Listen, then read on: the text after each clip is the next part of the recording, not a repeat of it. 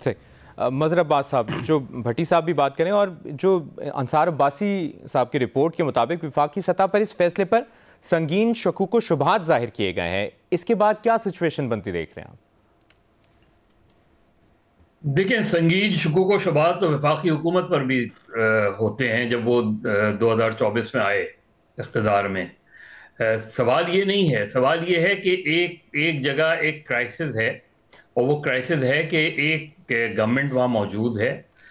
उस गवर्नमेंट में, उस पार्टी की गवर्नमेंट ने अपना एक नॉमिनी जो जो चीफ मिनिस्टर थे उनसे इस्तीफा मांगा, उन्होंने इस्तीफा दे दिया। तो पहली चॉइस तो सीधी सीधी ऑटोमेटिकली बनती है कि जिसको भी इमरान खान नॉमिनेट करें और असेंबली उनको उन पर एतमाद का इजहार करे, उसे वजीर आला हो जाना चाहिए। और एक ऐसे सूबे में जहां ऑलरेडी, अगर कल DGISPR की आप प्रेस कॉन्फ्रेंस उठा लें, जनरली आप खुद उधर की सूरत हाल देख लें, तो उधर तो पॉलिटिकल टर्मोइल आने ही नहीं देना चाहिए। अब एक एक पार्टी है, उसकी मेजॉरिटी है वहां, और उसकी उसकी कंफर्टेबल मेजॉरिटी है। वो वहां अपना चीफ मिनिस्टर ले आती है, और वो चीफ मिनिस्टर काम नहीं करता तो जाहिर है उस पर वो तनकीद का निशाना बनेगा। वो अगर बराह रास्त कॉन्फ्रंटेशन की तरफ जाते हैं तो उन पर तनकीद होगी। लेकिन अगर आज आप कोई इस तरह का वफाक कोई इंटरफेयर करती है, इंटरवीन करती है, वहां जोड़ तोड़ की सियासत करती है, तो ऑलरेडी एक सूबा जो ऑलरेडी दहशतगर्दी का शिकार है, वहां आप मजीद पॉलिटिकल टर्मोइल ले आएंगे, मजीद चीजों को खराब करेंगे।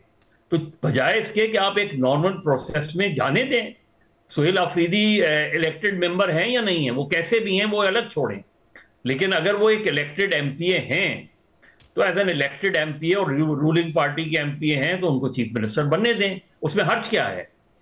क्या वो कोई कौन सा वो तीर चला लेंगे उसके बाद? जो आपको परेशानी है, जो तशवीश है, चीज ये है कि पॉलिटिकली अगर आप देखें, मुस्लिम लीग नून, पाकिस्तान पीपल्स पार्टी, अवामी नेशनल पार्टी, जमीयत उलमा इस्लाम, ये वो जमातें हैं जिनकी खैबर पख्तूनख्वा में जो भी प्रेजेंस है। सवाल ये है कि वो अपनी प्रेजेंस को या तो शो करें। चीज ये है कि 2013 ऑनवर्ड्स उन पर लोगों ने एतमाद क्यों नहीं किया खैबर पख्तूनख्वा में? जो भी चीजें हैं, मैं इसको एक ऑलरेडी जहां एक दहशतगर्दी, इंतहा पसंदी, यानी अता तारड़ साहब को तो आज ये कहना चाहिए था कि ये फैजाबाद में क्या हो रहा है, ये लाहौर क्यों ब्लॉक है, ये इस्लामाबाद क्यों अंडर सीज है, इस पर गुफ्तगू करनी चाहिए थी। वो उस चीज को वो खैबर पख्तूनख्वा में जो मुस्लिम लीग के लोग हैं, जो पीपल्स पार्टी के लोग हैं, अमीर मकाम हैं या दूसरे हैं, गवर्नर हैं, उन पे छोड़ दें। वफाकी हुकूमत क्यों इंटरवीन करना चाह रही है? क्यों एक पॉलिटिकल क्राइसिस को मजीद आप बढ़ाना चाह रहे हैं? एक मजीद कॉन्फ्रंट्रेशन की तरफ सिचुएशन को ले जा रहे हैं। सिचुएशन को ऐसे सूरत हाल में डिफ्यूज करती हैं गवर्नमेंट्स। ठीक है, लेकिन आपको लगता है मज़हर साहब, जो सिचुएशन यहाँ खैबर पख्तूनख्वा में बन रही है, सुहेल आफरीदी के सामने अगर कोई मुश्तरका उम्मीदवार अपोजिशन ले आती है तो क्या मुश्तरका उम्मीदवार के जीतने के भी चांस बन सकते हैं? फिर नहीं, ले आए ना, अपनी आदद शुमार देख लें कि आपकी स्ट्रेंथ क्या बनती है। आप जोड़ तोड़ ना करें, जो तरीक़ेकार है अगर आप वो अडॉप्ट करें तो ठीक है, आप ले आए उनको। उनकी फिर अब तक हुकूमत क्यों है? अली अमीन गंडापुर के खिलाफ वोट ऑफ नो कॉन्फिडेंस क्यों नहीं ले आए? अगर इतनी कंफर्टेबल पोजीशन में थे आप, तो आप ले आते उनके खिलाफ वोट ऑफ नो कॉन्फिडेंस। चीज ये है कि पॉलिटिकल पार्टीज को ये सोचने, नेशनल एक्शन प्लान की कल बड़े तफसील से बात की DGISPR ने, ये तो बताएं 2014 के बाद पॉलिटिकल क्राइसिस कैसे खड़ा हुआ। 2014 में इमरान खान, नवाज शरीफ, आसिफ अली जरदारी, जनरल राहिल शरीफ सब एक ही टेबल पर बैठे थे। उस नेशनल एक्शन प्लान के जो पॉइंट्स हैं उनको उसके बाद 2014 के बाद जो 2018 तक सिचुएशन गई, वजीर आजम को अपनी सीट छोड़नी पड़ी, वो नाअहल हुए, उनको सजा हुई, उसके बाद एक और वजीर आजम आए, अल्टीमेटली उन्हें भी जाना पड़ा। तो नेशनल एक्शन प्लान, लेकिन मज़हब जो बुनियादी सवाल है जो हम ये समझने की भी कोशिश करें, आपसे तज़किया लेने की भी कोशिश करें, क्या सुहेल आफरीदी वज़ीर आला खैबर पख्तूनख्वा बन पाएंगे? क्योंकि अगर PTI के विदिन भी बात की जाए तो मेरे भाई सुहेल आफरीदी क्यों नहीं बन पाएंगे? अगर अली अमीन गंडापुर कंफर्टेबल चीफ मिनिस्टर बन गए तो उसी पार्टी का तो नॉमिनी है। अनटिल एंड अनलेस आप उनके लोगों को तोड़ना ना शुरू करें, अनटिल एंड अनलेस उन लोगों को गायब करना ना शुरू करें, तो एक नॉर्मल पॉलिटिकल प्रोसेस है ना। सही, कोई एबनॉर्मल चीज तो नहीं है। यही बात। एजाज, आपको क्या लगता है, जिस तरह हमने ये भी बात की कि एक आला वफाकी ओहदेदार ने इशारा दिया है कि सुहेल आफरीदी की नामजदगी अमली शक्ल इख्तियार करने से पहले ही रुकावटों का सामना कर सकती है, क्या सिचुएशन बनती देख रहे हैं आप? मुबशर भाई, मेरा ये ख्याल है कि सुहेल आफरीदी की जो अपॉइंटमेंट है इसके ऊपर वफाकी हुकूमत और जो मुख्तलिफ इदारे हैं वो डिले तो जरूर कर सकते हैं, लेकिन इसे रोकना उनके लिए बहुत मुश्किल होगा। और अगर उन्हें बिल्कुल फैसला किया है कि रोकना है तो मेरे ख्याल में मावराए कानून और मावराए आईन ही जाना होगा। मेरा नहीं ख्याल कि इस फैसले को वो रोक सकेंगे।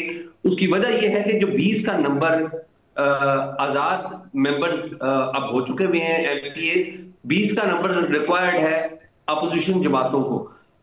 खैबर पख्तूनख्वा में सूरत ये है कि पूरे खैबर पख्तूनख्वा में पीटीआई की जो गवर्नेंस है उसके ऊपर बहुत बड़े बड़े सवालिया निशान हैं।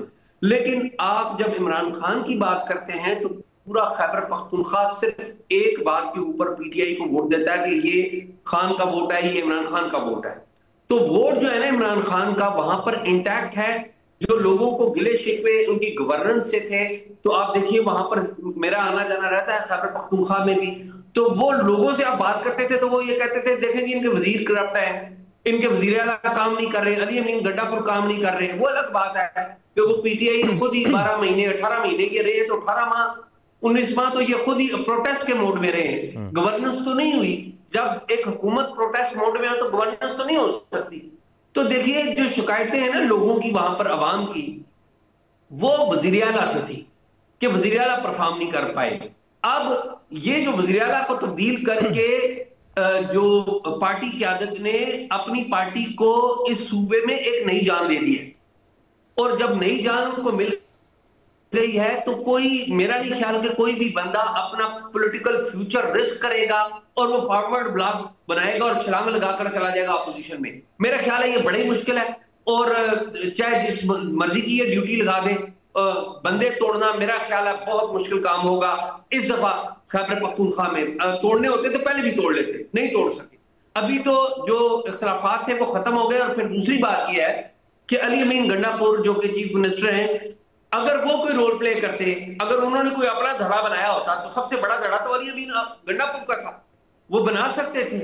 लेकिन अली अमीन गंडापुर ने भी कोई धड़ा नहीं बनाया अपना कि वो पार्टी को या इमरान खान को या पार्टी लीडर को बाईपास कर सके। क्यों नहीं बनाया? बनाना चाहते थे, बिल्कुल बनाना चाहते थे, उनके दिल में होगा, लेकिन बनाया क्यों नहीं? उन्हें वाटर का पता था कि वाटर का लेवल क्या है, पानी का लेवल क्या है। He didn't do it. तो मेरा नहीं ख्याल कि इसको लीगल तरीके से किसी भी तरीके से रोक पाएंगे। ये होगा, डिले जरूर हो सकता है, प्रॉब्लम जरूर पैदा हो जाएगी, लेकिन जो चीफ मिनिस्टर हैं वो यही बनेंगे। Time will tell. ये मेरी मालूमात भी है और इसमें थोड़ा सा प्लस माइनस भी है, थोड़ा सा तज्जिया भी है। बाकी ये कोशिश जरूर कर सकते हैं, लेकिन एक और भी स्ट्रेटजी है, वो ये है कि जो नया चीफ मिनिस्टर है उसको डरा के भी रखना है कि जी आप तावन करें, नहीं तो हम आपकी हुकूमत को, आपकी सरकार को चलता कर देंगे। ये डरा के भी रखना है। और डराना किसके लिए है कि रूल्स ऑफ द गेम तय कर रहे हैं आपने मरकज के साथ और सूबे के साथ। वो रूल्स ऑफ गेम तय करने के लिए उनसे मुलाकात होगी, बैठेंगे, उसूल तय करेंगे।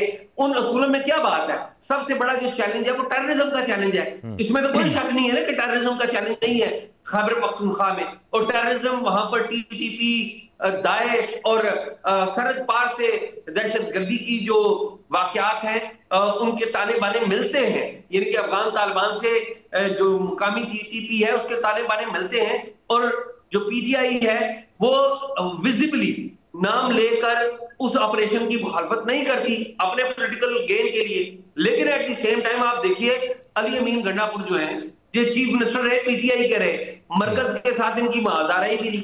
क्या कभी अली अमीन गंडापुर की सूबाई हुकूमत ने जो इंटेलिजेंस बेस्ड ऑपरेशन हुए हैं या वहां पर सिक्योरिटी फोर्सेस जो तैनात हुई हैं उनकी रिक्विजिशन विड्रॉ की? आंसर इज नो, विड्रॉ नहीं की। यानी कि वो तावन कर रहे थे मरकज की हुकूमत के साथ। और मेरे ख्याल में वही रूल ऑफ द गेम ये मौजूदा नए जो नॉमिनेटेड चीफ मिनिस्टर उनके साथ भी तय करेंगे, और अगर वो हो गए तो ठीक है, ना हुआ तो उनके लिए मसाइल पैदा करेंगे। अल्टीमेटली बात इन्हें माननी पड़ेगी, वरना कानून और आइन का जिसे कहते हैं ना तोड़ना पड़ेगा। ठीक है।